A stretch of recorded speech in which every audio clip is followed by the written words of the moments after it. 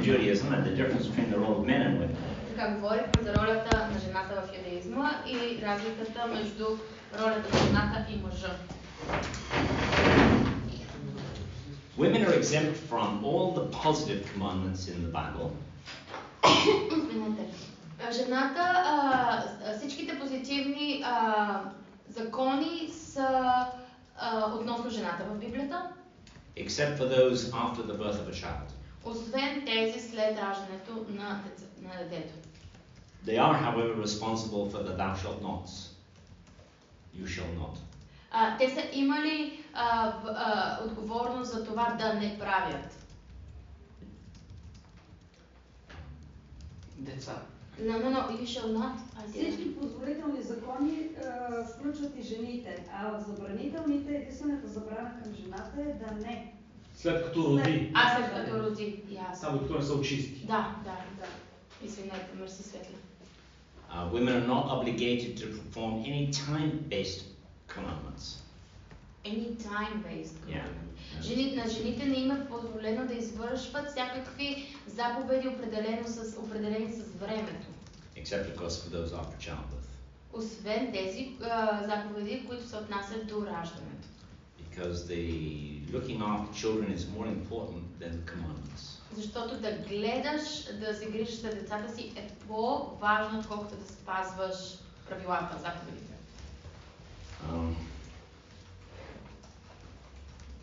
In order to understand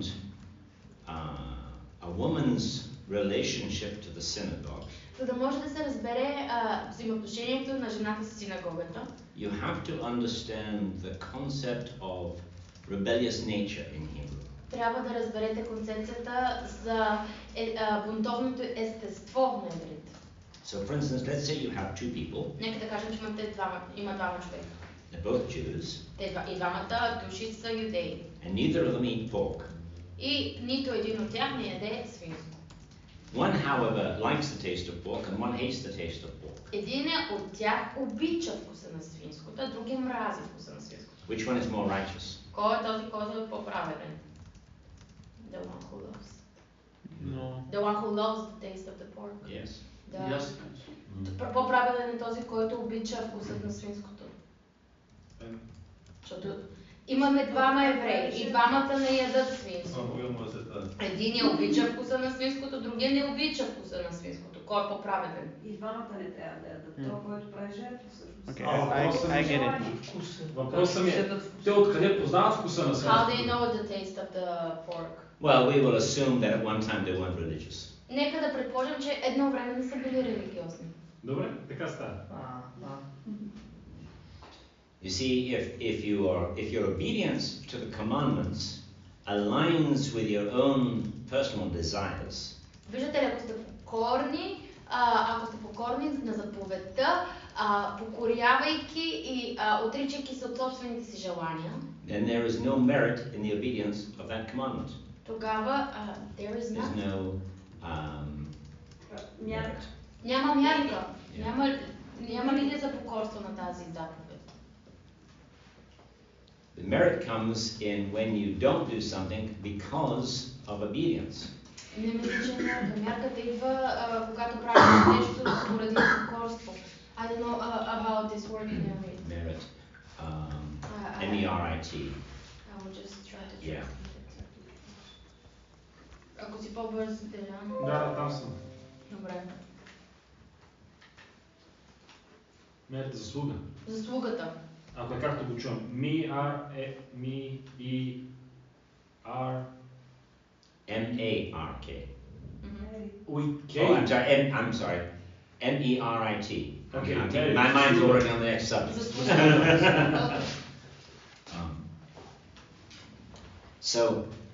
Since women have a natural intuition to God, след като жената има естествена интуиция към Бог, and men do not, но мъжът не притежава тази интуиция, when men are required to go to the synagogue, когато на мъжете когато от мъжете се очаква да отидат на синагога, it's to change their desires. То това е за да можете да променят своите желания. But since women have a natural natural intuition towards God, Но след като жената има естествена интуиция спрямо Бог, it's not considered to be any merit to her if she does go to synagogue. тя не трябва да има, то тогава не се счита, че тя трябва да има някакви задължения да посещава синагогата.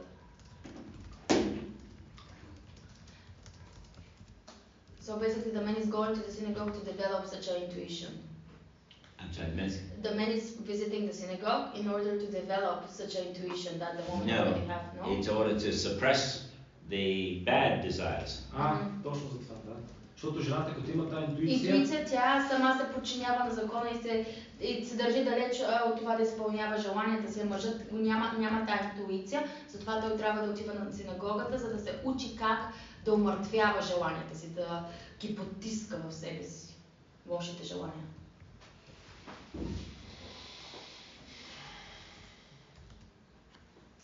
Жените са като ангелчета. Други случаи Тези, са които като... са Божии. Други случаи са като... The other ones are the other opposite extreme. So let's look at two verses. We're changing the subject now. В момента променяме предмета.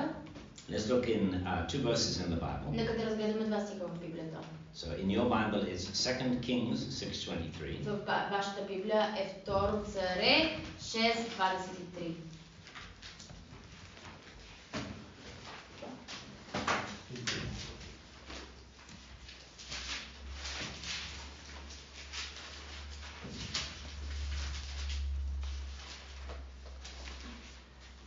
Затова Михала, Сауловата дъщеря, стана бездетна в деня на смъртта си. 2 Kings 6:23. You read the right verse. Okay. So now let's read 2 Kings 21:8. Нека сега да прочетеме втора книга на царете 21:8.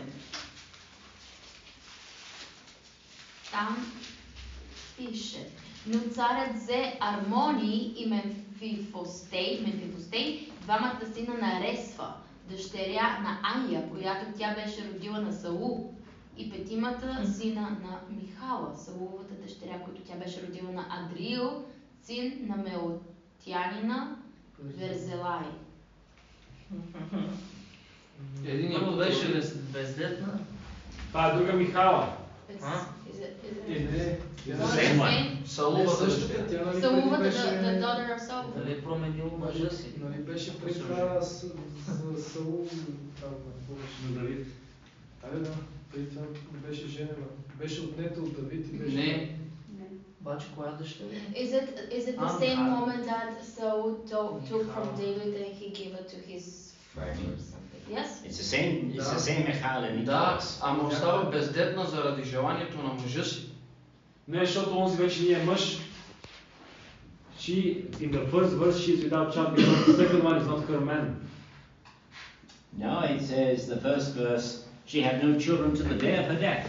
На първия стих пише, че тя нямала деца до деня на своята смърт.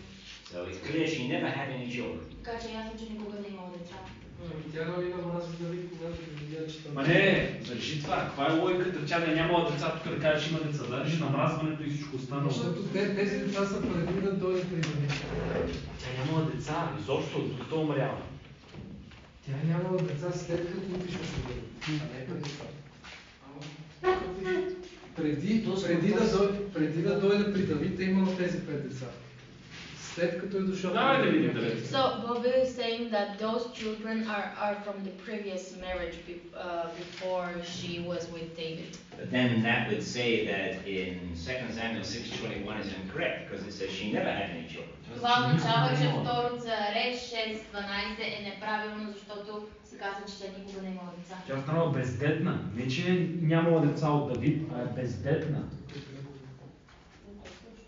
Ами не, защото той казва, че имало от предишен брак деца Боги. Okay, can we say that the concept is the same as the father? So maybe she was taking care of someone and she was like as a teacher for some kids. This is why they're calling her their mother. Може ли да се каже, че е била бездетна от Давид натам? Не, точно това той казва, че не е така. The Hebrew language does not have a word for adoption. Еврейски език няма дума за осиновяване. So although she never gave birth to a child, Така че дори тя никога да не беше дала, да беше родила дете, these 5 children were apparently adopted, except we don't have such a word in Hebrew. тези 5 деца очевидно са били осиновени, въпреки че нямаме тази същата, нямаме дума за осиновяване на иврит. We see the same thing in the situation with Mordecai and Esther. Но виждаме същата ситуация при Мордехай и Естир. It doesn't say that Mordecai adopted Esther. Не се казва, че Мордехай е осиновил Естир, Мордехай. He just took her in. Но той просто е прибрал. Защо няма дума за осиновени? Why you don't have such a word for adoption? Oh no, we still don't to this day. We don't actually have a word for adoption. Даже до ден днешен няма такава дума.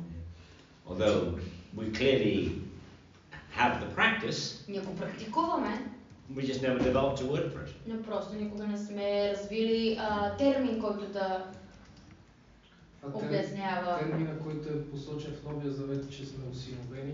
What about the term? Well, that's a Greek word. Това е гръцка дума. Значи не на еврейски там нищо не е писано. It's interesting in modern Hebrew, if you want to say that you adopt a child, Много е интересно, че в съвременния иврит, ако искаш да кажеш, че ще осиновиш дете, you say, I gave strength to the child. ти ще кажеш, че ти си подсилил детето. That's why words develop in certain languages and not in the others, I'm not always sure. И защо една дума, някоя дума се развива на един език и друг не съм сигурен за това. But as you started to get to it, we never allowed you to finish. Но както съм започнала да казвам, но не сте ми позволили да се изкажа.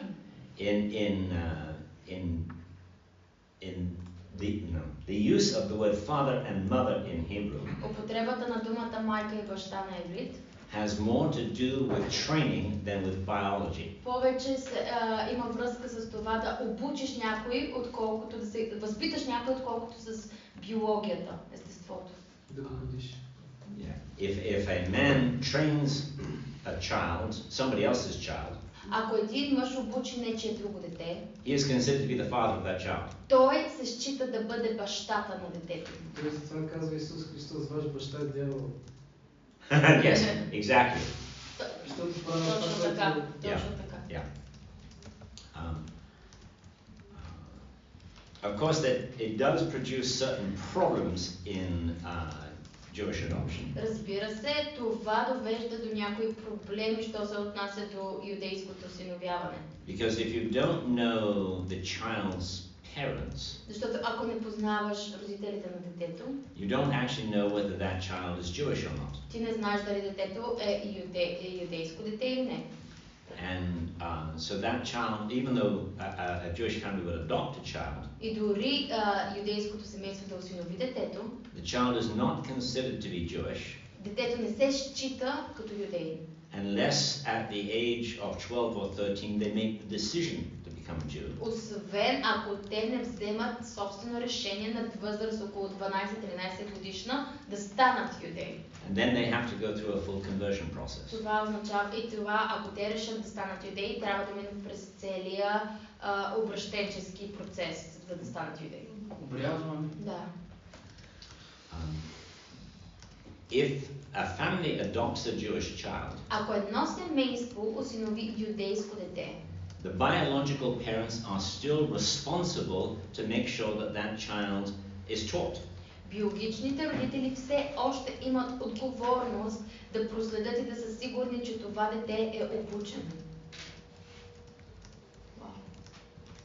A little bit different in Bulgaria, when an adoption takes place, the biological parents are completely separated from the child. И много интересно, че в България, когато дойде ред за осиновяването, биологичните родители са тотално отделени от детето. They've given up all parental rights and authority. Дава им се всичките права на осиновителите. Да. Until on the biological parents, they took everything and they're hidden from the child. Yeah.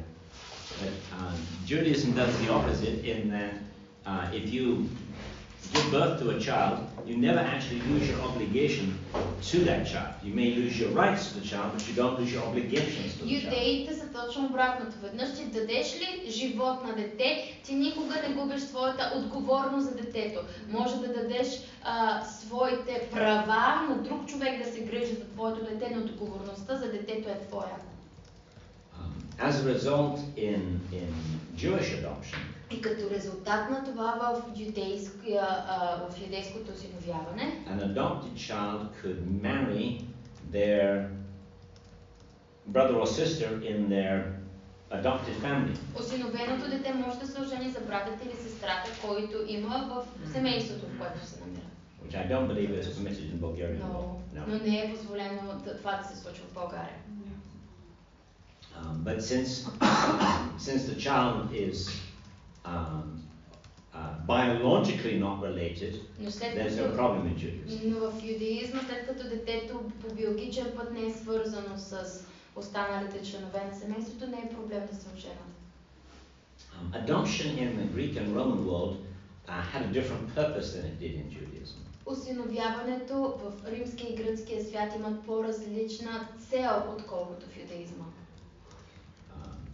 It was very common in the Roman world to adopt an adult child. Много често срещано е в римския свят да се осиновяват възрастни деца. You adopted them because you thought that they would be a better manager of your property than your natural children. И тези деца са били осиновявани, защото са били считани, че ще могат по-добре да управляват семейния бизнес, отколкото естествените деца. So, for instance, in a 100-year time period in the Roman world, в 100-ната година, във времето на римския свят, there was not a single Roman emperor whose biological child became emperor. Нямало е нито един римски император, който по биологичен път да е станал император. In every case, they had adopted an adult child. Във всеки един случай, те са осиновявали, императорите са си осиновявали възрастни деца. Because they thought that child would be a better future emperor than one of their biological Защото children. те са сметнали, че тези осиновени деца, които взимат, ще бъдат по-добри бъдещи императори, отколкото техните собствени деца. Това е което прави Марк Аврелий, иска да... Нали в Гладиатор Марк Аврелий беше? Иска да направи Максимус, за да води по-добре империята. Аз не съм го гледала, не знам. Чувала съм историята, но...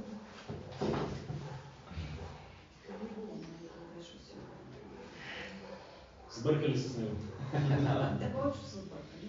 So actually the word that's used in the New Testament for adoption Всъщност думата, която се използва в Новия Завет за осиновяването, is not the word that you would normally find in Roman literature. Това не е думата, която по принцип бихте намерили в римската литература. The word that's used in the New Testament literally means to become a son. Думата, която се използва в Новия Завет, буквално означава да станеш син. Това е думата, да станеш син. So God adopted Samuel to the temple because he was better priest than the sons of Elijah. Well, I'm not going to go there.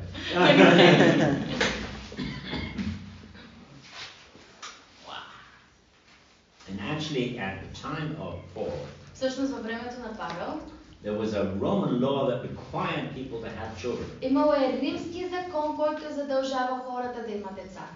To build up the Roman population. За да изградат римското общество. And so, if people didn't have enough children, they adopted in order to conform to the law. И ако ако хората не са имали достатъчно деца, това означава, че те трябва да осиноват, за да може да са съобразни с законите на Рим. A lot easier for the Hebrews.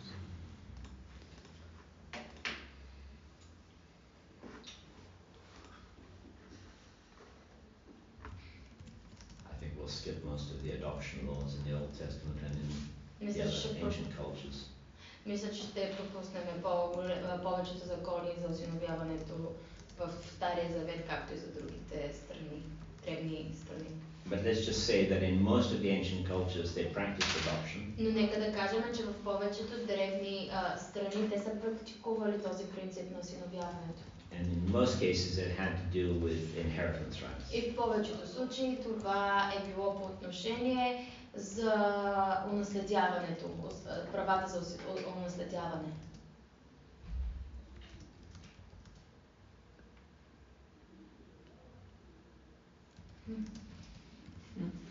Днес го правим въз основа на милост. Децата да не... Али? Се сещаш за какво говорим? Хората осиновяват въз основа на това, че състрадават и така. А в древността са го правили заради това, че има някой, който може да управлява по-добре наследството. Maybe we just say one more thing about inheritance rights, because maybe that wasn't very clear to you.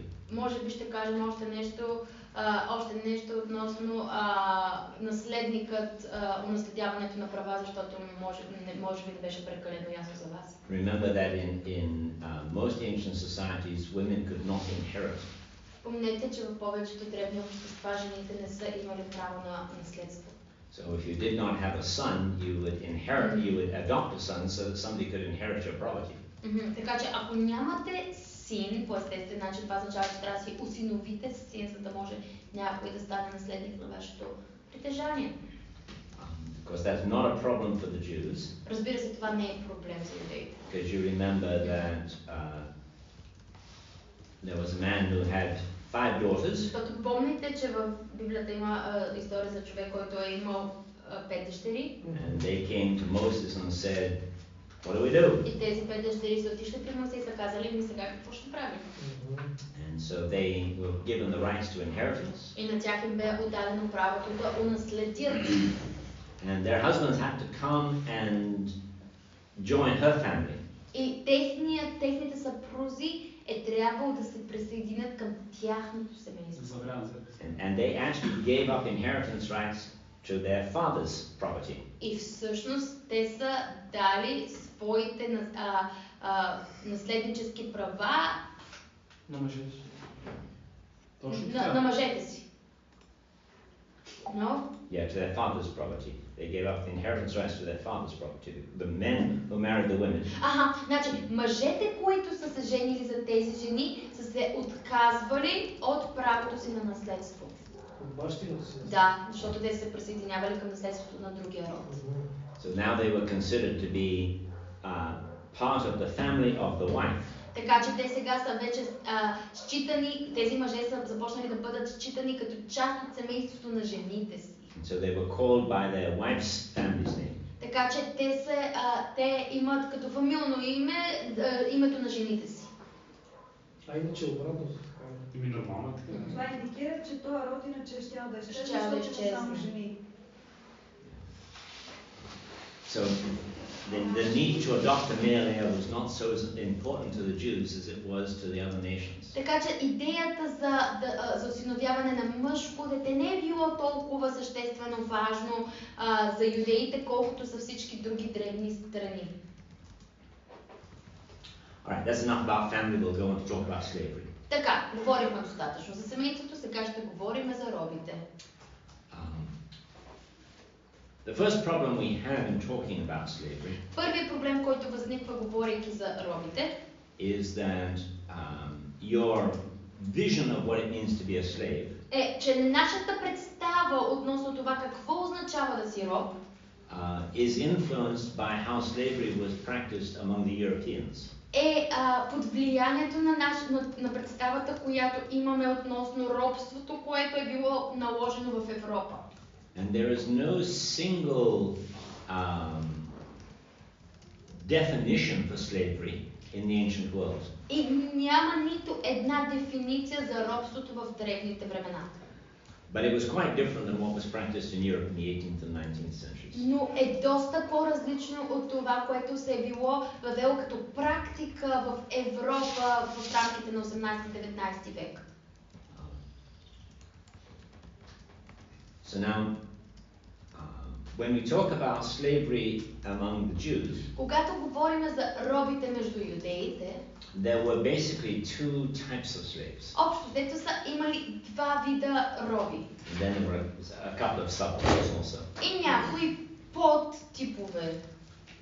The first type is the Israelite who sells himself to pay a debt. Първият тип роб е израелтянин, който продава себе си, за да може да изплати дълг, който е направил. And he serves for 6 years. И той служи за 6 години. He's set free on the 7th year. На седмата година той трябва да бъде освободен. And when he's set free, he must be given a certain amount of money and produce to start his new life. И когато бива освободен на седмата година, на него трябва да му бъде предоставено определена мяра пари и продукти, с които да може да започне новия си живот като свободен. So this Bible says he must not go out for free. Така че казва се, че не трябва, Библията казва, че той не трябва да работи без пари. He must provide for him. Но господаря трябва да го възнагради. So what happens is at the beginning of the 7 years, Това, което се случва в началото на седмата година, a man finds himself unable to pay his debts. един човек, например, може да намери себе си неспособен да заплати дълговете си. And so rather than lose his property, Така че вместо да рискува и да загуби своето притежание, he sells himself to a wealthy man. той продава себе си на заможен човек. He gets 3 years income or 3.5 years income, depending on the situation at the beginning. И той получава заплата за 3 години и половина, в зависимост от ситуацията, в която се намира първоначално. He uses that to pay his debt. Използва тези пари за да плати, да покрие дълга си. And then the man he's sold to becomes responsible to provide for him for the next 6 years. И след това човекът, на който той се е продал, става отговорен за неговата издръжка в следващите 6 години. That then guarantees that the slave has food for himself and for his family and a place to live. Това гарантира, че робът, който се е продал, ще бъде снабден с храна за него и неговото семейство, както и място, където да живее. And then on the 7th year, В седмата година, he's supposed to have enough provision from the owner to go back and start his life again. той би трябвало да събрал достатъчно провизии от собственика му, за да може да излезе и да започне неговия живот от начало. So it is a temporary situation. Така че това е временна ситуация. It is possible, of course, that a Jew could have sold himself to a non-Jew. Разбира се, възможно е юдеинът да продаде себе си на неюдеин. At that point, then, it actually becomes the Jewish community's responsibility to buy him back. И в такъв един момент отговорността пада на юдейското общество да откупи братя си, да си го върне. A subtype of that is the slave who decides that he wants to stay with his master. Разбира се, под тази категория са всичките тези слуги, които решават да останат със своите господари. And there could be two potential reasons for this. И заради това тяхно решение има две потенциални причини. The first one is that if he was unmarried when he became a slave, Първата причина е, ако той е бил неженен, когато е станал слуга, and the master gives him a wife, и ако господарят му е предоставил на неженения жена, he might decide at the end of 7 years he wants to remain married to this woman. след 7 години този слуга може да реши, че иска да остане женен за тази жена. In which case then he would decide to remain permanently in that situation. И в такъв един случай той може да реши да остане вечно в позицията си на роб, за да стои женен с жената. And if you're free, you will not be with this woman. You know, if you go free, she remains until her term of service is finished. Ако ти бъдеш освободен от службата си, от робството си, искаш да бъдеш свободен, ти вече не си женен за жената, защото тя трябва да остане в позицията, в която е, докато не настъпи нейното време за освобождаване. And if you remain with her, when her time comes, what's happening? I'm sorry, say it again. If you remain with her, you decide to remain But actually, your choice is either to go free by yourself or to remain permanently as a slave. Имаш два избора. Или да се освободиш и да си тръгнеш сам без жена си, или завинаги да останеш роб. Okay, you remain slave, but for the woman what's happening? And she remains slave She forever. has to remain as well. Yes. Тя трябва също да остане слугиня завинаги. And if you're free and then she becomes free, can you marry again for her? Какво ще стане, ако ти се освободиш и изчакаш тя да стане свободна? Можеш ли да се ожениш отново? Providing that she has not married somebody else in between, yes. Ако си сигурен, че тя няма да се ожени за някой друг в тези години, когато ти си свободен, може. But this depends from the master. To a great extent, yes. Но това зависи от господаря до голяма мяра. Kada hoćeš da firme nema problema. Цакаме работа. Well, Ако я обичаш, да, ако не. if you're a slave and you're single, Ако ти си слуга и си необвързан, and the master offers to give you a wife, и господарят ти предлага да ти даде жена, you do not have to accept it. ти не трябва да го приемаш като подарък. But if you do accept it, Но ако го приемеш, you always know there's the possibility that it might not be permanent. винаги трябва да знаеш, че има възможност бракът ти да не бъде вечен. Тогава не е брак, това е съжителство. No, it's a legal marriage because there has to be a legal divorce. Не, значи това е законен брак, защото за такъв брак законен има и законен развод. Do you pay for her? No, the master pays for her. Не, твой господар плаща за In нея. this case it is marriage. Yeah, now the other possibility Другата възможност is that you decide that you're not good with handling money and doing business, ако решиш, че ти и прецениш, че ти не си справиш много добре да управляваш парите си и да управляваш бизнес, and you would rather have somebody else be responsible for providing you with meals and clothing and home, и ако решиш, че е по-добре за тебе, като неспособен за да управляваш парите си, някой друг да отговаря за тебе, снабдявайки те с храна, дрехи и дом, in that case you can decide to become a permanent slave. в такъв един случай можеш да вземеш решение да останеш роб за винаги, слуга за винаги. And there are people who recognize their inability to look after their lives and would rather have somebody else look after their life for И them. има хора, които осъзнават тяхната неспособност да се оправят за живота си и предпочитат да са под авторитета на някой друг, който този друг да управлява и да решава за техния живот. There are some people who just simply don't have self-motivation. Има просто хора, които нямат никаква мотивация, те не са амбициозни хора. Second type of slavery Втори вид роби is What happened with if this couple during this time of slavery has children? you're asking what the status is of the children? Yes. Yeah. There is no such thing as a born slave. Така. You're born free. Светлието пита какво се случва, ако тази двойка в периода на робството създадат потомство, имат деца. И Стивън ни отговаря, какъв е техният статут, позиция.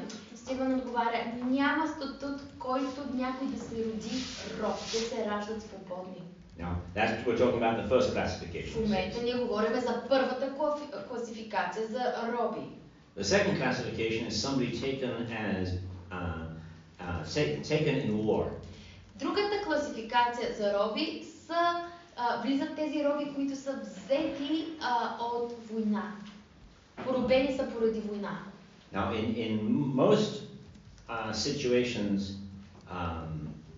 in most situations when you go to war, В повечето ситуации, когато отидете на война, and it is a war prescribed by God, not a war prescribed by the king. и ако войната е започната, защото Бог я е започнал, а не цар, In that situation, you're required to kill all the men of that city. Ако войната е поради това, че Бог те е изпратил на война, ти си задължен да убиеш всичките мъже от града, в който побеждаваш. And then the women become permanent slaves. И в такъв случай жените в този град остават за винаги роби.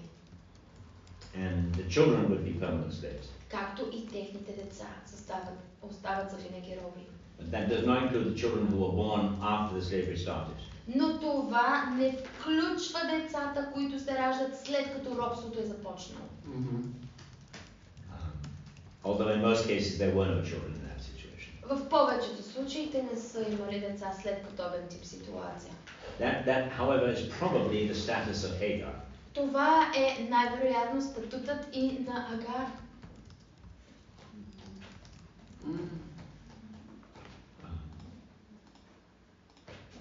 And actually in that situation, if you're a woman in that И situation, всъщност, ако ти си жена и се намираш в такава ситуация, it actually is better to become the second wife. всъщност е по-добре да станеш втора жена. Because your status now changes, Защото когато си втора жена, статутът ти се променя. and your children have to receive a financial gift. Тогава и децата ти ще трябва да получат финансов подарък. Това е наложницата, нали така? Yes, that's one of the possibilities of the second marriage. Yes, Това second е, status. това е един от възможностите за втория брачен партньор. Now, of course, this becomes problems later when the kings decide to go to war without God telling them to go to war. Разбира се, това става проблем малко по-късно, когато царят на своя глава реши да се включи в война, която не е предначертана от Бог. Because now then you start to have men who are taken in war as slaves. Защото когато една такава война е предначертана от царя, започва да има много мъже стават роби, са взети в робство. But that's not something that's part of the biblical concept of slavery, but it happens later. Но това не е част от това, което е като библейска концепция за робите, но става такава малко по-късно.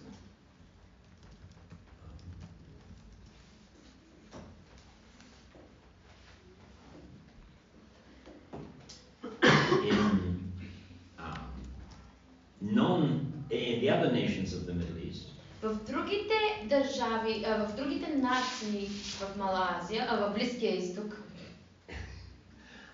they do also have these two types of slavery. те също имат тези два вида робство. However, the slave who is taken in war Един роб, който е поробен по време на война, can actually become a slave of the state rather than of the people. всъщност той може да стане роб на държавата, от която е поробен, вместо да стане роб на определени хора. Given a choice between being the slave of a state or the slave of a soldier, you would choose to be the slave of a soldier. Ако ти се даде избор да бъдеш слуга на държавата или на нацията или слуга на войник, ти би предпочел да избереш да си слуга на войник. Most slaves of the state worked as miners. Защото повечето слуги, които са слуги на нацията, те работят като миньори. Иначе ти самия ставаш войник, случата в армия. Да. And very rarely survive more than a few years. И такива слуги много рядко остават живи в рамките на няколко години. Whereas if you were a slave of a soldier, Но ако си слуга на войник, usually your status was much better. твоя статут би бил много по-добър. Има да се шета.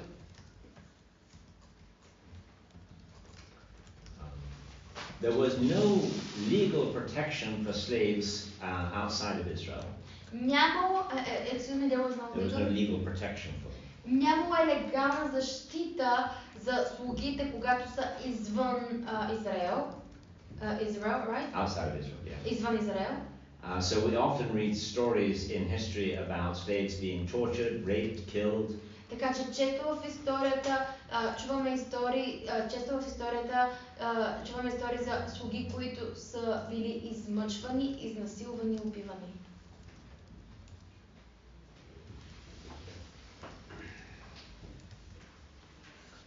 The Babylonian word for a slave Вавилонската дума за слуга, Actually, they have two words. всъщност те имат две думи. The male of a foreign country or the female of a foreign country. Едната дума е жена от чужда страна или мъж от чужда страна. So it was assumed in the Babylonian law that a slave was somebody taken in war. Така че спрямо вавилонците, те са считали слугите за хора, които са били са взети като слуги от война, в случай на война. And many of those male slaves were made into eunuchs. Много от чужденците мъжете чужденци се превръщат в купци. Sometimes became soldiers. По някой път те стават войници. But very often functioned for the rulers of the nation in other ways. For the rulers. For the rulers of the nation. Но много често пъти те функционират и работят за управителите на нацията. In the Roman world, в римския свят, I'm sorry, Stephen, you just didn't mention how is the name for much from men from other country and woman from other country slave. Because I left places. Do you know? Okay, yes. In the Babylonian language, it's Nita Kur and then Nunus Kur. Така, на вавилонски език е Ницакър, за жена, Nunus Kur. За мъж е Нунаскър. For men is Nunaskar. Nita Kur is a man, Nunus Kur is a woman. Нунаскър е жена, Ницаскър е мъж. Нитакър мъж. I promise you I won't ask you to remember that. Обещавам ви, не изисквам от вас да помните. But just write it down for us. It is good to know it. Yeah. We can surprise someone. I know 2 Babylonian words. Знам две вавилонски думи. I cannot pronounce it very well. In the Roman world, В римския свят, these eunuchs тези скупци were frequently used as sex slaves for the Greek men and Roman men. често са били използвани като сексуални роби за гръцките и римските мъже. It was not considered to be homosexuality. И това не е считано за хомосексуализъм.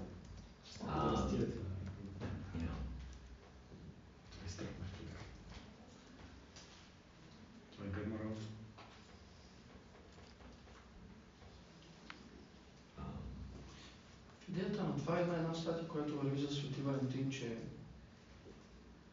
император, кой беше, мисля, че Клавдий цитират, че той е разрешил мъжете от армията да имат сексуални взаимоотношения помежду си в определен ден.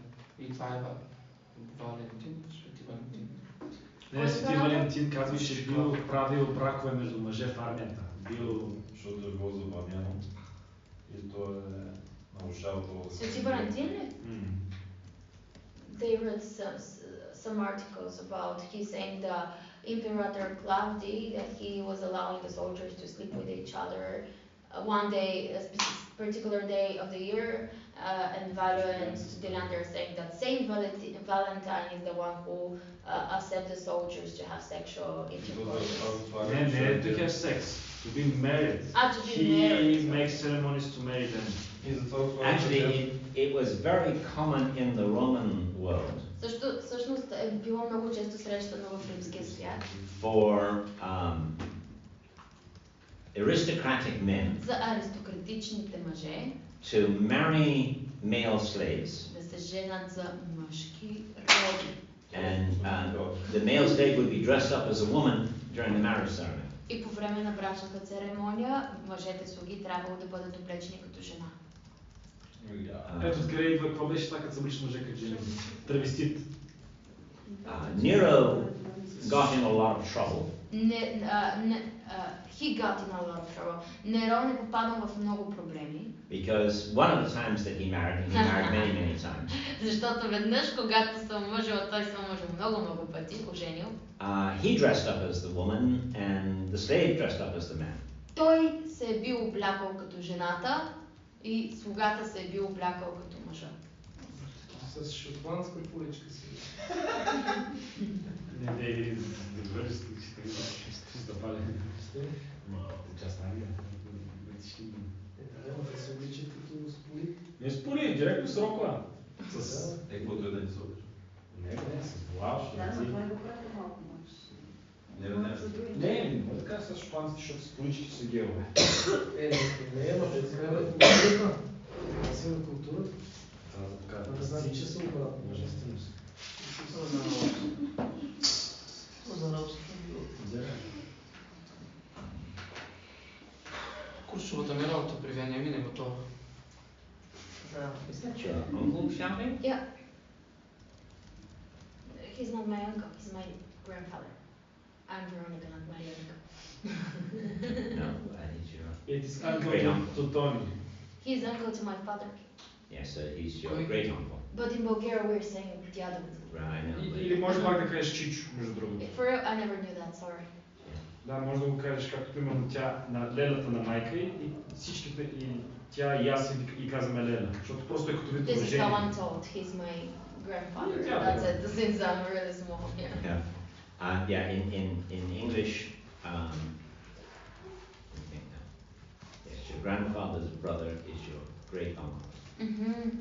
Стар дядо.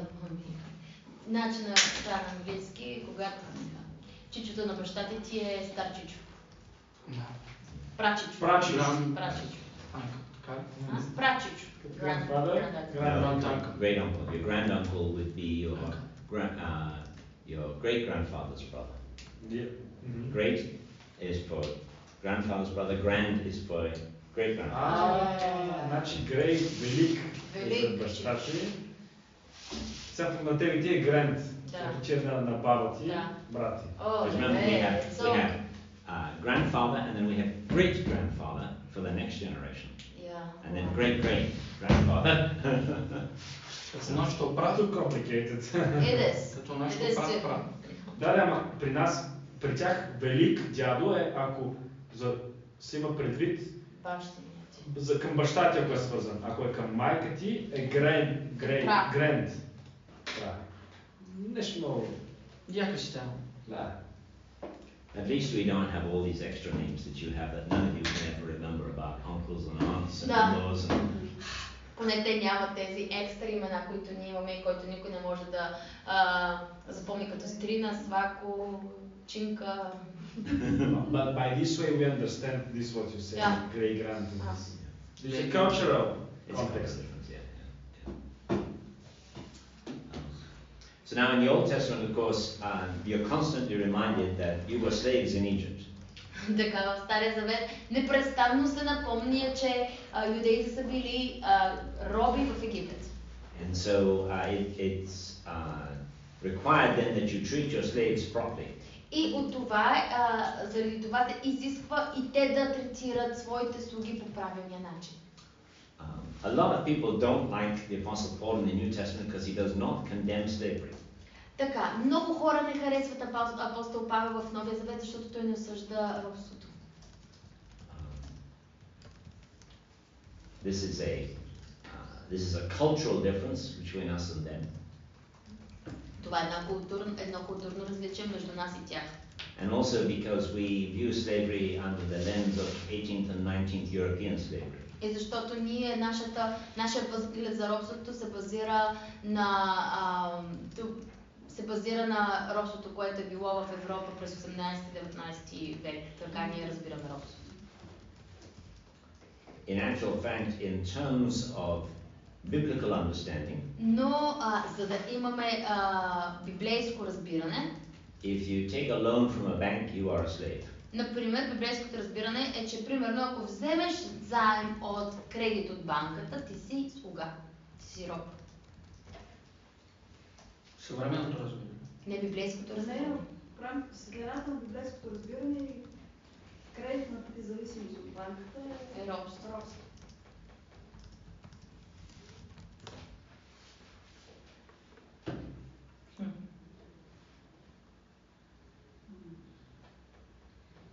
Не знам, going to say about slavery will go on to the concepts of death and burial in the Bible. Така, няма да говорим повече за робството, сега ще говорим за погребение и смърт, що се касае до Библията.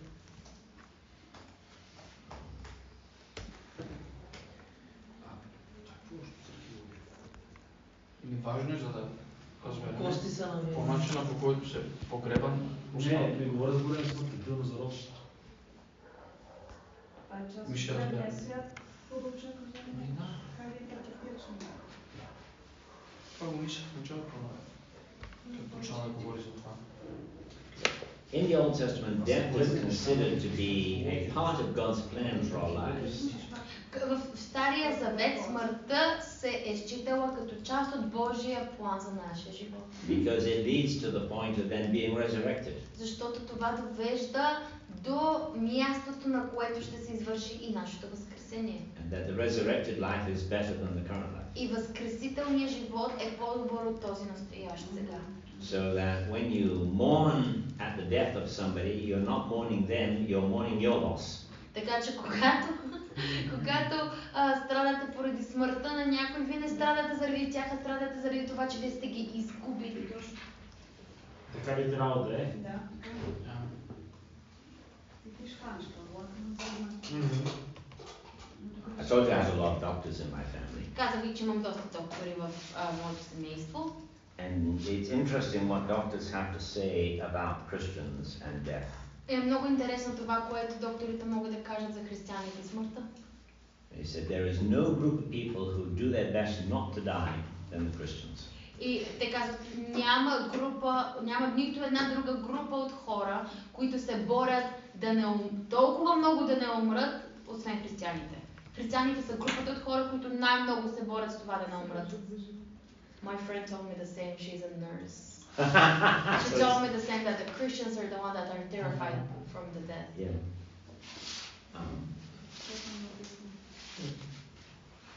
Well, I'm sorry to hear that it's the same in this country.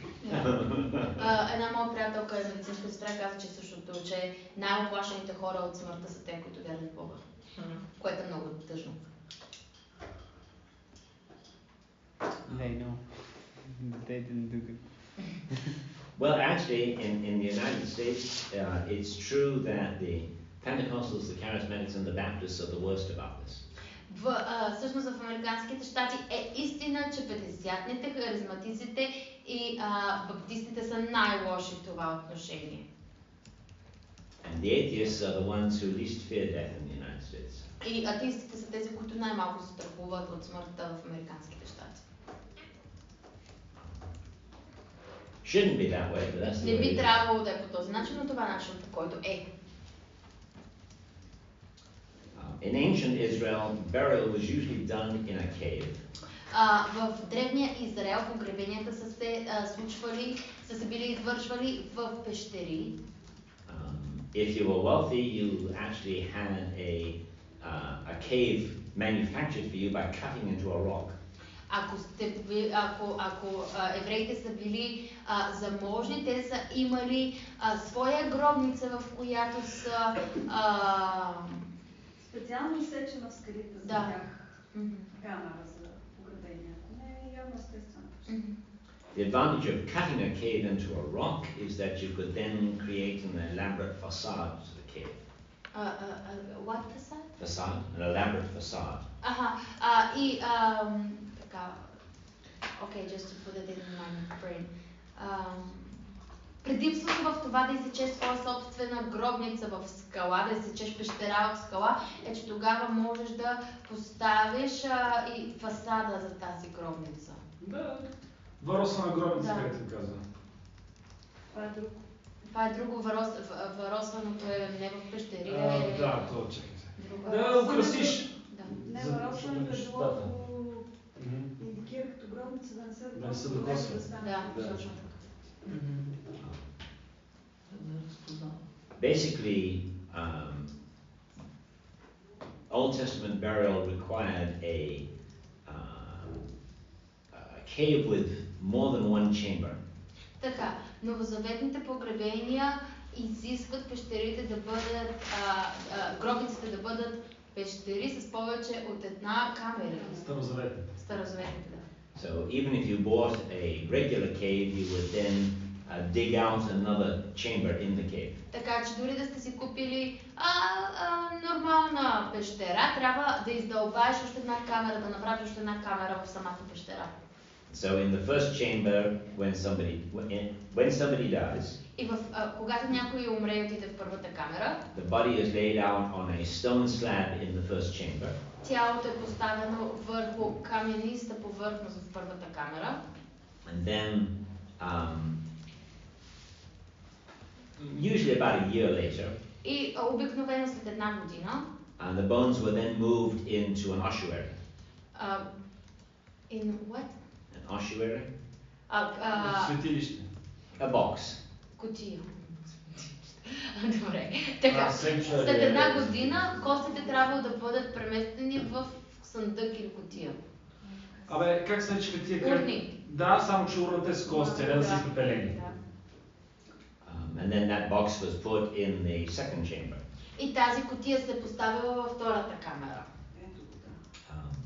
So then you could reuse the burial chambers for generations. И така камерата за погребение може да се използва за поколения.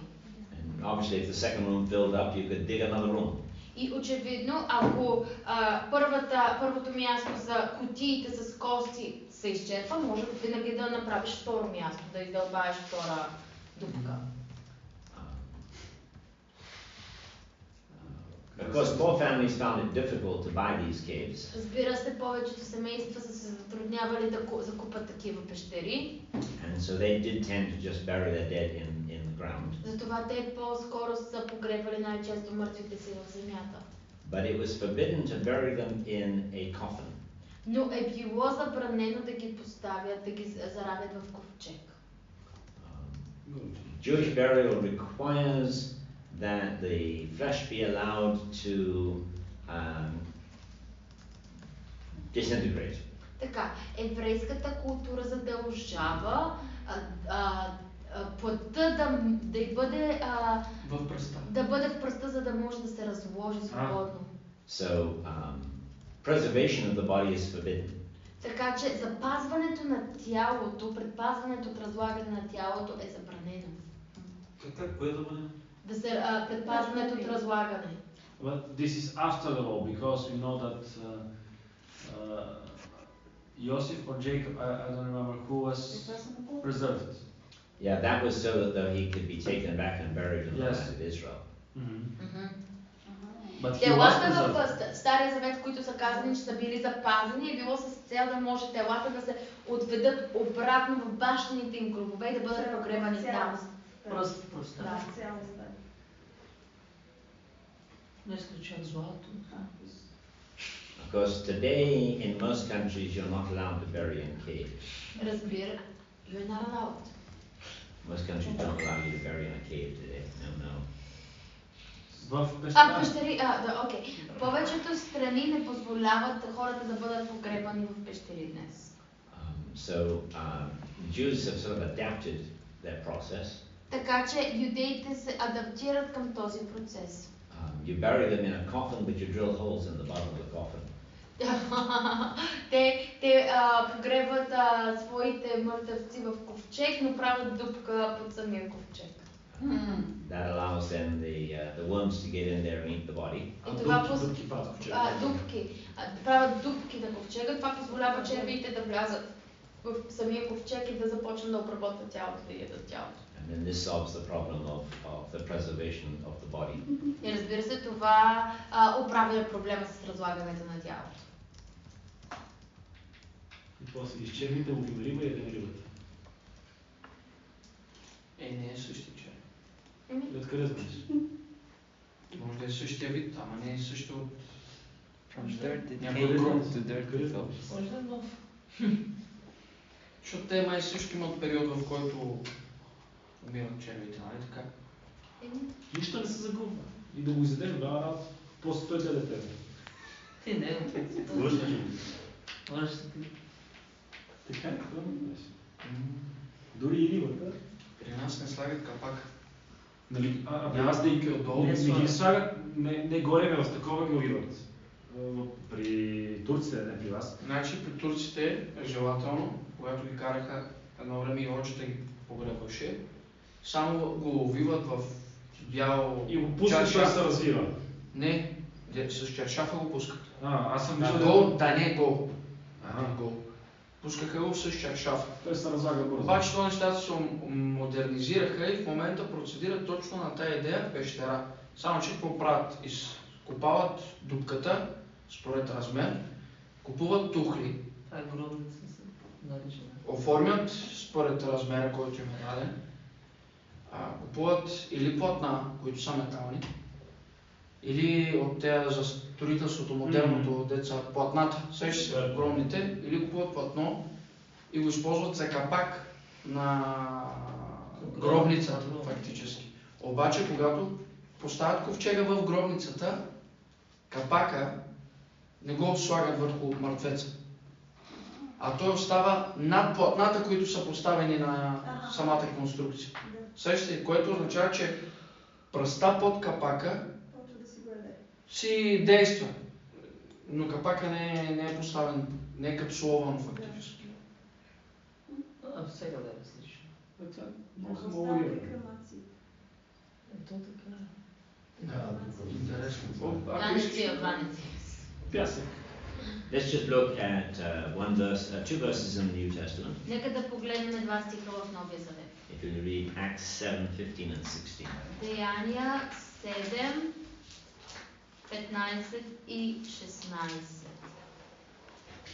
Казват: и така Яков слезе в Египет, където умря той и бащите ни, и ги пренесоха в Сихем и ги положиха в гроба в Сихем, който Авраам беше купил с парите в сребро от синовете на Емор. So, the understanding there is that it wasn't just Jacob that was brought back, his body brought back, but also his descendants' bodies were brought back and buried. Така че разбирането тук е, че не само Яков е бил отведен в бащиния си гроб, за да бъде погребен там, но също и неговите наследници са били отведени там да бъдат погребани. And we call this tomb today, we still call it the tomb of the patriarchs. И още даже в днешен ден ние го наричаме гробът на патриарсите. And supposedly it's still there in Hebron. Excuse me? It's supposedly still there in И се предполага, че все още е там в Сихем. Shechem is Hebron today. Hebron. Yeah. And whether it really is the right one or not, I don't know, but the Muslims say it is the right one. Така, дали е правилният гроб или не знам, но мюсюлманите казват, че това е правилният гроб. So throughout the time period of the judges, this practice of burying caves was definitely kept. Така че по времето на съдиите тази практика за погребване в пещери определено се е спазвала. And if you go to Jerusalem even to this day, you can see some of these caves. И ако отидете в Йерусалим даже до днешен ден, може да посетите и видите някои да видите някои от тези пещери. When you are standing on Mount Zion, когато застанете на планината Сион, and you look to the southeast, и погледнете на юго-исток, you can still see these caves that were cut into the side of the mountain there. Все още можете да видите тези пещери, които са направени в планината. And it's still called the Valley of the Kings to this И day. все още се нарича долината на царете до ден днешен. 200 years ago, there were a lot more of these caves. Преди 200 години е имало много повече от тези пещери. But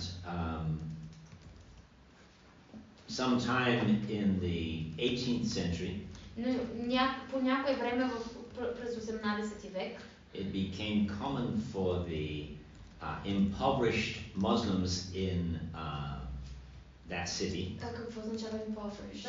Very poor. Е било Нещо типично за много бедните мюсюлмани в този град.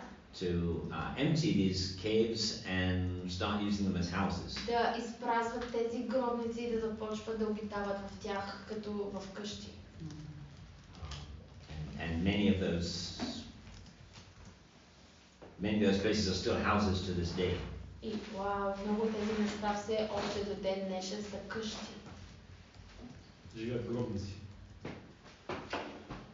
Well, if you don't have a place to stay, ако нямаш anything's better than nothing.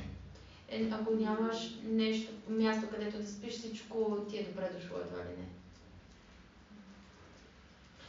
Even today there is some building construction, they're like cylinders, and they're making them to be like homes for the poor people. They're like cylinders, they're putting them together, they're just like inside bed and a door, and people are living in there. Даже до ден днешен при някои използват такива бетонни конструкции, които ги нагласят така, че хора да могат да живеят в тях, бедните хора. Примерно тези цилиндери, бетонни, и вътре слагат легло, врата и хора живеят вътре. By the way, just for your sake, you might read now about the Arab village of Silwan. Сега само за ваша полза. Четете днес за арабското село Силуан. Силуан.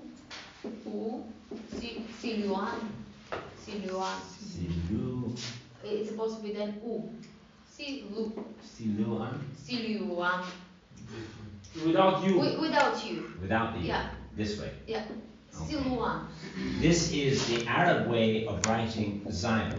Това е арабския начин за изписването на Сион. Да, Сион. Yeah.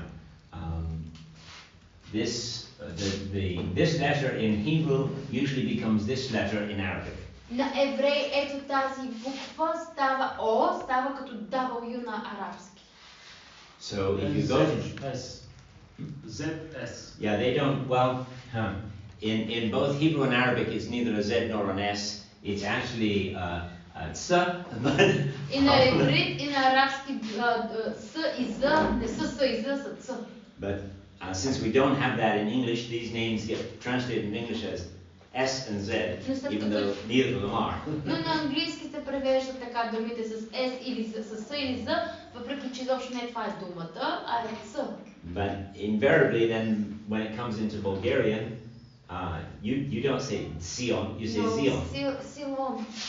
Сион и Силуан. Силуан и Сион и Силуан. We say it with S. You do say this with a S, okay. S,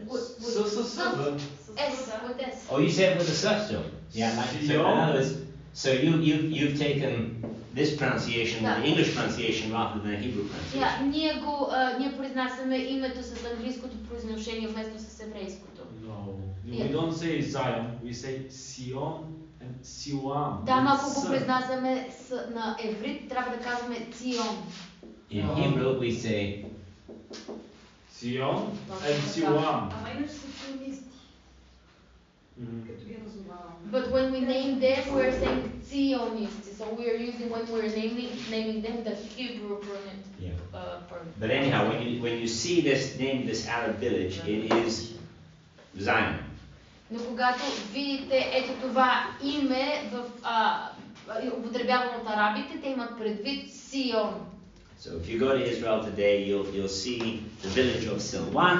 It's the old city of David. Така че, ако отидете днеска в Израел, ще видите селото Силуан и това е мястото, където е живял Давид. And this is where most of the kings of Judah were buried. И това е мястото, на което повечето юдейски царе са били погребани. And a lot of their tombs you can see to this day. И повечето гробове може да бъдат забелязани и видяни даже до ден днешен.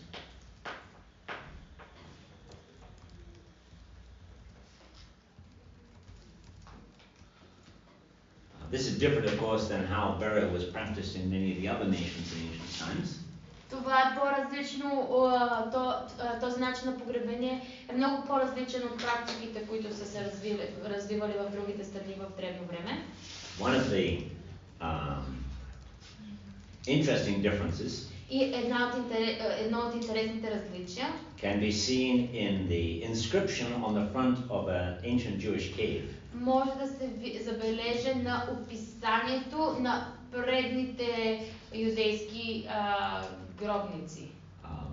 This man was probably one of the treasures of King Hezekiah. И този човек най-вероятно е бил един от хората, които са пазили съкровището на цар Езекия. I think in your Bible he comes out as Sevna. Excuse me? Sevna. Мисля, че в нашата Библия е изписано като Севна. Anyhow, his tomb still exists to this day. Това е един гроб, който съществува до ден днешен. There's nothing in the tomb anymore. Вече няма нищо в гроба. So it's on the outside of the tomb. Но отвън гроба It says this is the tomb of, in Hebrew his name is Shebanyahu. И надписа извън гроба казва, това е гробът на Шебаняху. The steward and treasurer of King Hezekiah. Той е наследникът и този, който се грижи за съкровищата на цар Езекия. No silver or gold is here. Няма нито злато, нито сребро тук. Only bones. Само кости, това пише. Because of course in the ancient world most people were buried with their great treasures. Защото по принцип в древните времена повечето хора са били заравени за своите съкровища. Because they thought that these people would need them in the afterlife. Защото те си мислили, че съкровищата ще ги последват след живота.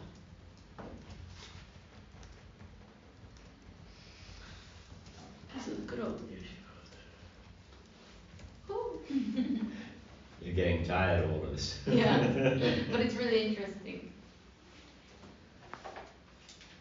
Okay, you have any questions about ancient burial before we go on? We didn't cover the subject very large, but that's all right. Ние не покрихме много от този предмет, но имате ли някакви въпроси преди да спрем?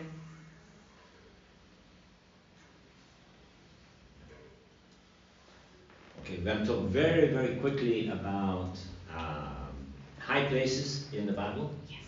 Сега ще говорим много набързо. Here you want me to slow down. Сега ще поговорим за високите места в Библията. You need to be in the full term of this to say everything that you know. И тук говоря да бъде изчерпателен и да вземе колкото е време необходимо, защото това не е част от домашното. Директно всичко се пада домашно. На какво да диктува? Не! You can dictate now. Yes, Go write down the crossword. Now you will be even more careful. Bravo. Well, needless to say, we're only going to touch very lightly on this subject. Ние само така ще отраскаме повърхността на този предмет. Стане близко сега. In Hebrew it's pronounced bima. На еврит се произнася бимах. That her sound is on the end, but it's a very soft sound. И този х звук е накрая на много мек звук. Бимах. Which you have to keep separate from the Hebrew word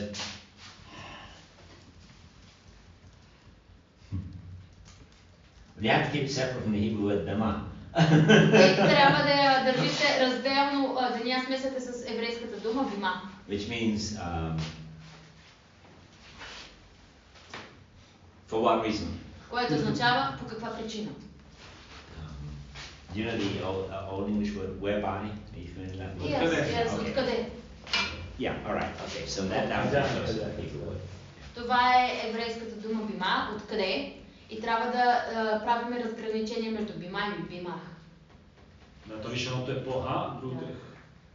Yeah, they're spelled exactly the same. It's just how much emphasis you put on the division between the first and second letter. Така, те се пишат абсолютно по един и същи начин. Различието е колко произнасят се по един и същи начин, но разликата е в това колко наблягаш на втората буква. Okay, so let's go to 3 Kings 11:7. Нека да отидем в First Kings. Third. Трето царе 11:7.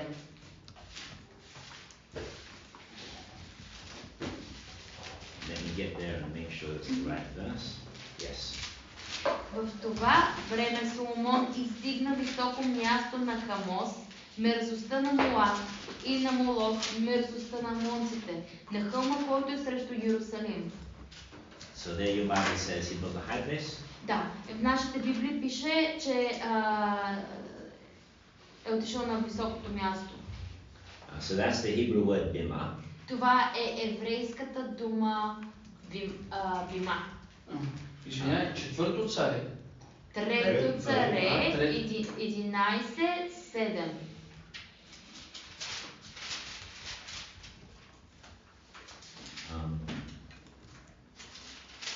And as I mentioned to you before, in some of your New Testaments you actually have the word bima. И както ви споделих и преди, в някои от вашите нови завети, вие имате тази употребена дума на иврит бима.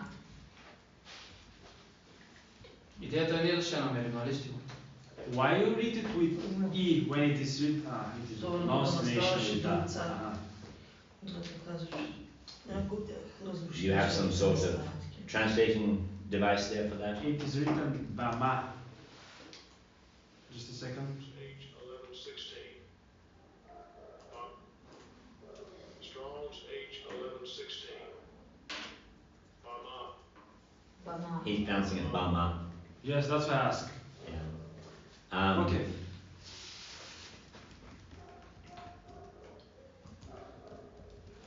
Well,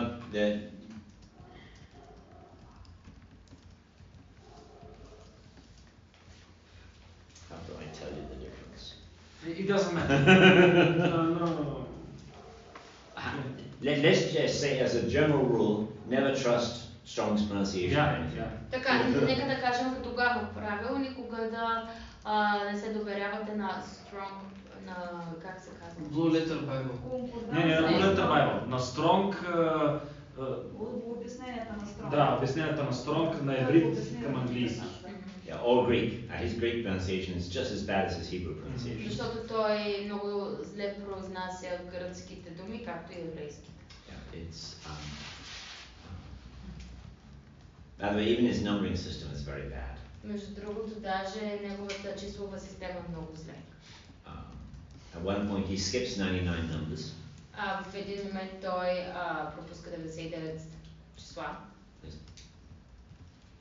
Did you say that? No, 99. 99. Did you say that? Say that? I just said that. Okay. And a couple of places he does the numbers backwards. И на някои места той преброява числата наобратно. And for some reason, when it comes to the letter Shin, и по някаква причина, когато стане въпрос за буквата Шин, he divides it into two letters, which no Jew would ever do. Той я разделя на две букви и никой юдей няма да направи по този начин. Which makes it almost impossible to look up any word in Hebrew that starts with the letter Shin, because you just don't know where he's going to put it. Това означава, че е невъзможно да проследиш думите, където има думата Шин, защото не знаеш къде да я поставиш. He usually gets b and v confused. И той обикновено бърка б и в. And you can pretty much counter that if he has th, it should be pronounced t, and if he has t, it should be pronounced th. Most of the time that's the way. И повечето пъти, когато той казва, че нещо се казва с т, то е д, и когато казва th, и когато произнася нещо с th, то тогава е т. So which one you can recommend us when it comes to the... Well, all numbering systems today are keyed to Strong's. I don't know why, but they do it. It's the wrong system, but it's become the system. Oh. Maybe because it's the American system.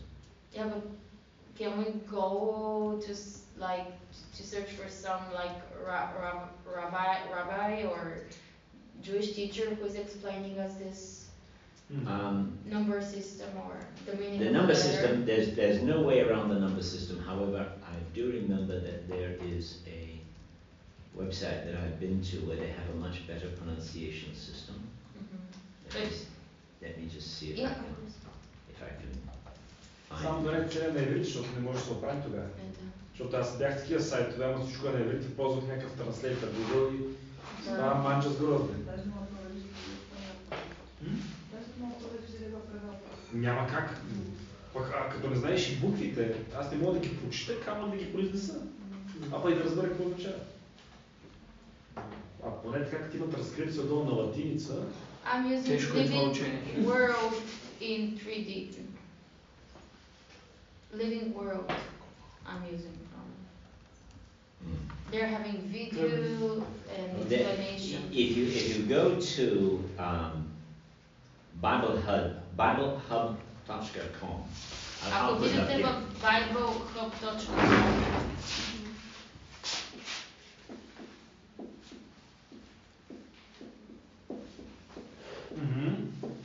It's online Bible study. Hebrew.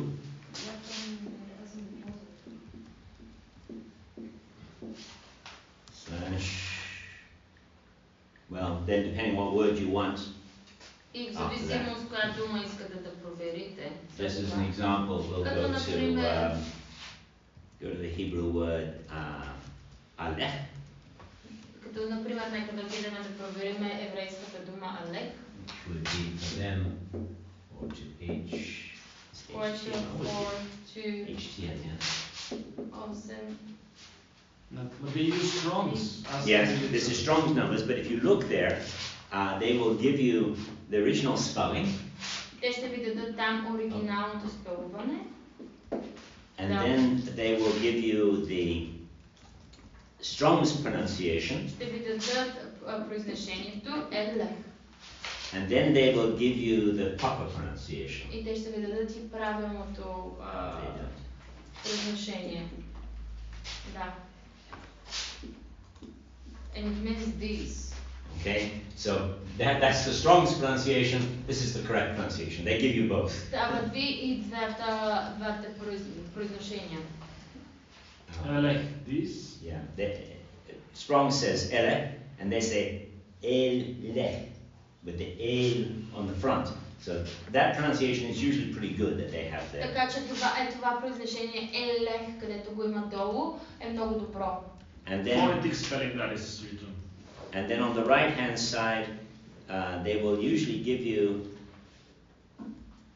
Oh, in fact, I think they give you every place in the Bible. Yes, they're giving us everything. Very good. И те показват всяко място в Библията, което се използва тази дума. But where we can then check the meaning of the letters and the number of the letters to find the correct meaning of the letters and the numeral system. I have no idea where you would find that in English. Because, I have no idea. Anyhow, this Bible Hub, I have to say it's not the easiest system to use that they have, because you have to know Strong's number for the word. But at least you get the right pronunciation and a good definition. Това не е начин да се проверяват думи, защото трябва да използвате Strong номерата на думите. На това поне е най-така приблизително добрия начин за произношение.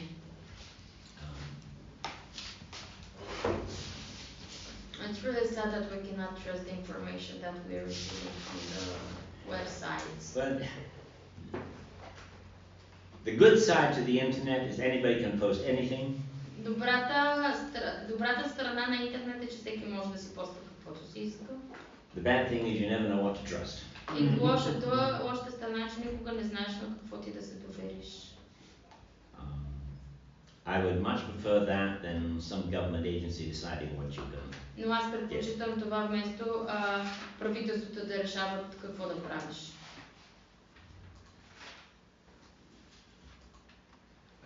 The next word is Elohim.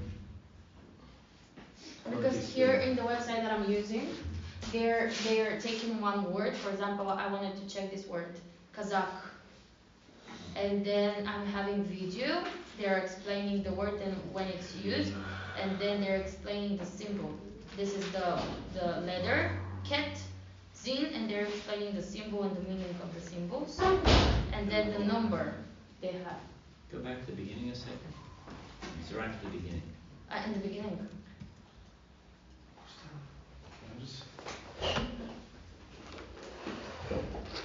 How are they pronouncing it? Kazakh.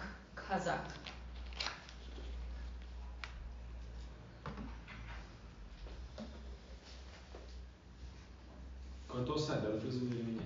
Living Word. Not Word. Living Word. Of course, they're not having this for every word, just for special words.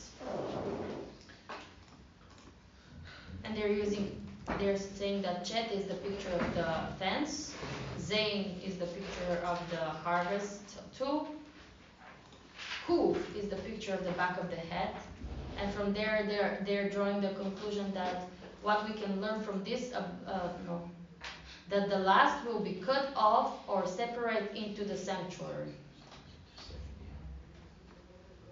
I'm going to assume that what they're saying is Het, Zain, and Kuf.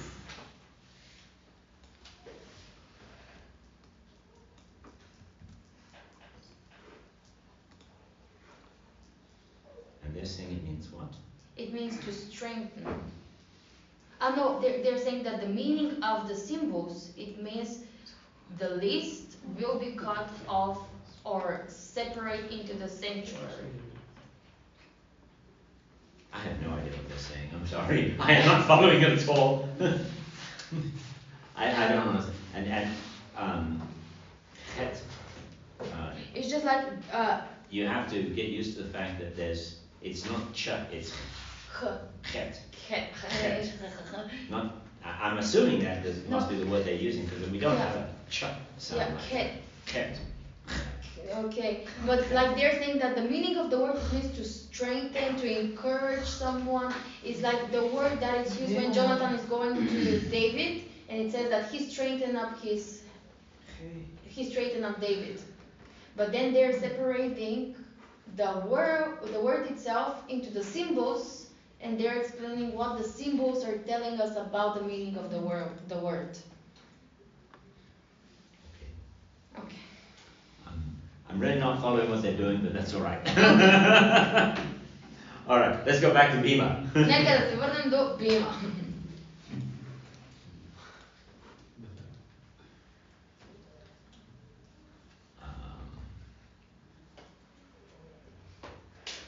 Let's look at Numbers 23:3.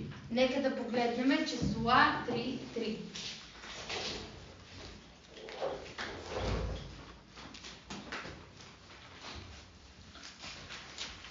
No, let's not start there. That's not going to be any help for us. Не, няма да го гледаме, защото няма да ни помня. I want to try and give you some helpful verses for your study. Исках да се опитам да ви дам някои спомагателни, така помощни стихове за вашето изучаване. Но няма това да ви помня.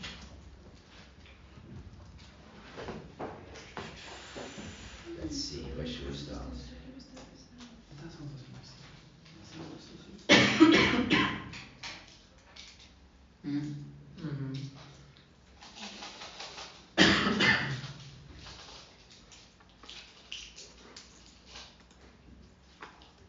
All right, yeah, that's probably the best place to start. 1 Kings 9:12.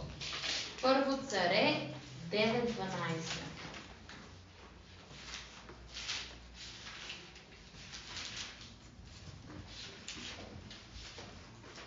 А те им отговориха: тук е, ето го пред вас, побързайте веднага. Днес дойде в града, понеже днес народът принася жертва на възвишението.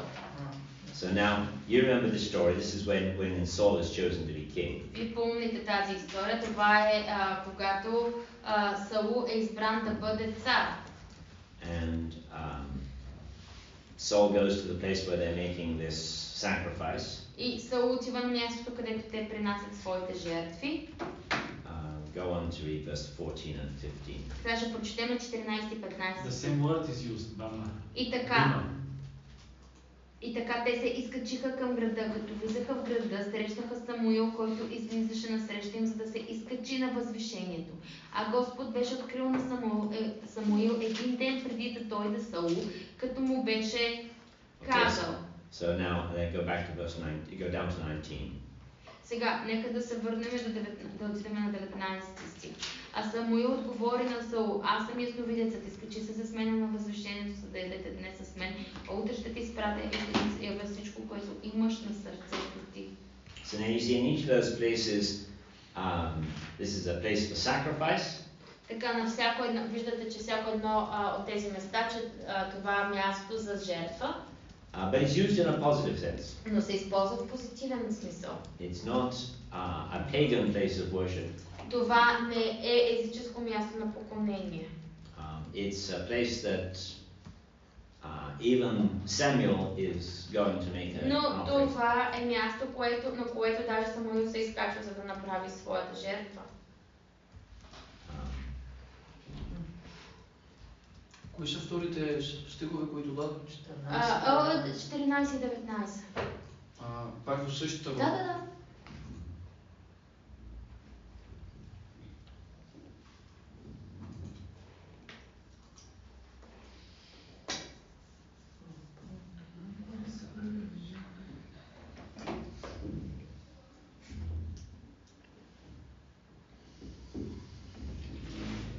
However, many times when you read in the prophets and it says the people were sacrificing on every high place.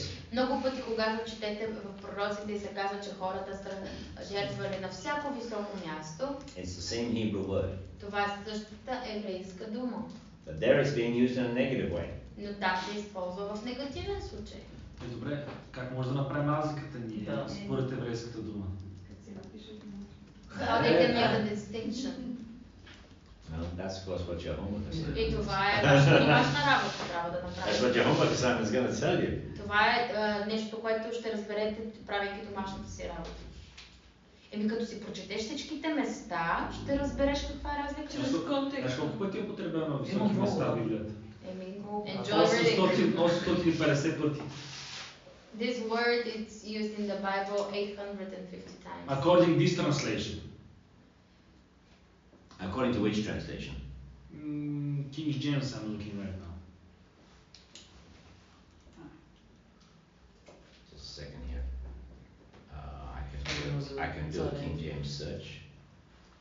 Някой разрушавам високите места, те ги оставям. Аз не знам, те тук правят search. Няма проблем, пада. No, you must not be putting in the right word to come up with that number. Няма как да си поставил правилната дума, за да излезе такова голямо число. Right now, on this word high place, it is 253 times on King James version. Bima. Exactly the word that you have written on the board. I'm sorry, I thought the first time you said 900 and something. No, 800 it was, but it was with some, now it's 253. 253. Превода на NASB 3.19.76. Високи места 76 пъти. Да. In the New King James version, it is only 102 times. Не. Значи, един път в единствено число, превода на NASB, не знам как мога да преведа, 3 пъти се среща високо място, 19 пъти високи места, 76 пъти просто места. It should be less than 100. Трябва да бъде по-малко от 100 пъти. Еми, взето заедно е по-малко.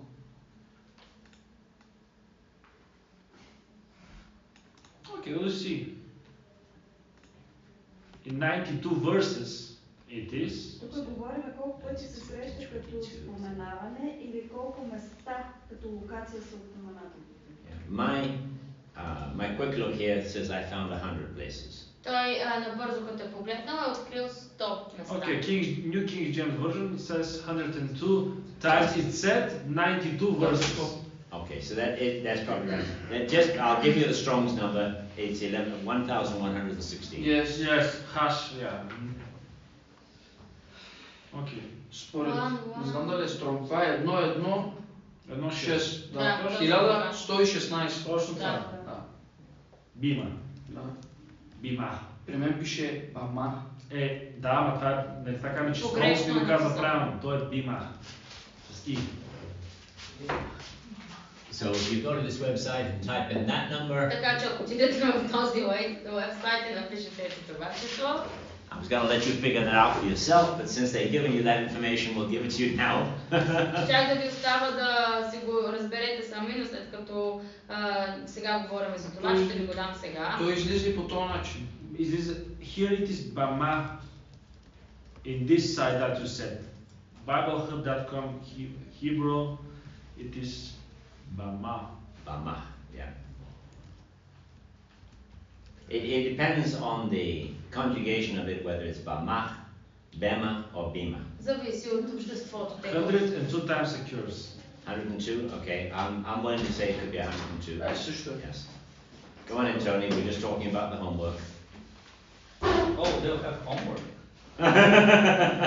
Don't be so surprised. No, it will be coursework. Да, също е. Стоп. Теста. След. Ще ви хапнеш? И аз ще се кача. Еш и беш. Подсвиш, ма. How's one? No, I don't have anything to say. Just You don't have anything to say and you came to class. are you working on Mikhail's homeworks? I think I sent it to you already, didn't I? You sent me one homework yesterday. Okay. He has 4 homeworks that he sent to our own. Oh, he sent me new ones, that's right. No, I haven't even looked at They're them. old ones, but But he just sent them to me, yeah. No, I haven't even looked at them yet. I just know that he did send them. I checked, yes, he did send them. That's all I did. Also, Goshu doesn't have 2 homeworks marked. He has only one in Old Testament and one in the New Testament. And also Valentin. Well, Gosho, I sent him one and told him he had to redo it because Okay. he hadn't finished it. That was the one on, New Testament, Theophilus. yeah, it was Theophilus, yeah. He what he sent me was incomplete, so I asked him to redo it. I have not received it back from him. Yeah, but in Old Testament he has only one marked homework. Also Valentin in dogmatics, 2 homeworks are missing. I mean, I don't have the marked versions, just the grades.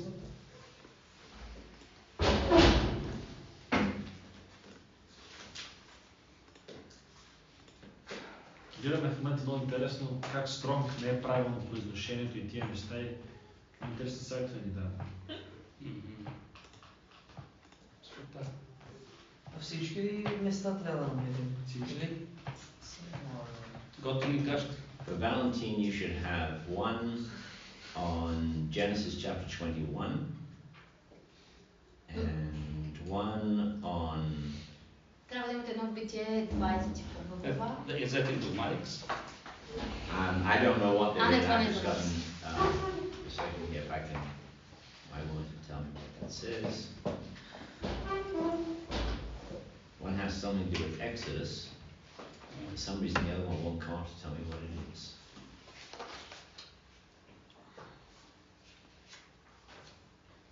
Anyhow, I've graded 3 for Valentine this year. Yeah, but they're not in dogmatics. You just catch up. Yeah, okay, just whenever you have chance. No, those are the only ones I see. Unless he sent me something recently. Yeah, probably. Okay, let me just check and see if he sent me something recently that I haven't looked at yet. Той е сайт, който има на български тексти, да ни го даде BibleHub. Да, ме преведене. Аз съм в него. Да, целият е. Целият, Има текстове, аз току-що прогледах, викам на Language, ще отиде. Той е изкарано, всичките препратки долу са изкарани. BibleHub.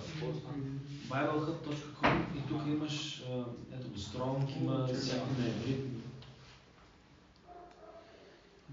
Това го има като приложение за телефон. Има го. Blue Letter Bible, има стегнем това. Има го. Той излиза като апликация тук. Защото телефона аз го гледам от... Bible Hub. Супер. Дърпаш и... Само че тук Google го превежда. What was yours? How was yours? The one that I'm using. Yeah, so Valentine far. has sent me I one sent on you. January 21, which I haven't done yet. Paola has sent me 3. Who's that? Paula. Your daughter. Oh, you discussed it. It's the same homework 3 times. It's the same moment 3 times, okay? And then, my goodness, 1, 2, 3, 4, 5. Michaela sent me 5. I'm assuming there must be 4 repeats. Yeah, there should be 1 4. is Theophilus, 1 is Luke, 1 is genealogy. What the other 2 are, I don't know. He doesn't say. Yeah, there should be 4. Okay. Anyhow, I had 5 from him, so there must be 4 different Okay. types. Yeah. And then, so that's the only ones I have here that I haven't read yet. Oh. So if you're missing any others, No, that's what I'm missing. I'm missing 2 Valentine's homeworks in dogmatics, 4 Marcos, and actually 1 from Gosho, since he has to redo the Theophilus. nice. You cannot preview this file. Oh, I dislike it. Open it with Open Office or No, it won't even let me do that now. It won't let me do anything on that. I'll just let me try again. No. Добре, между другото, докато те проверяват просветерати, ако ще изпращате нещо в 1 часа, като завърнем, в 2 часа, като се върнем от обяда, изпращате на видеото от домашните работи. Ако някой още има да ми дава, хубаво. Ако не, пращам. Между църковни взаимоотношения. Добре? Денис не навява в тия работа. Ако ги пращам ги тогава, абсолютно. Християн между църковни взаимоотношения. Взаимоотношенията между мъж и жена, между църковните, ще ги правим.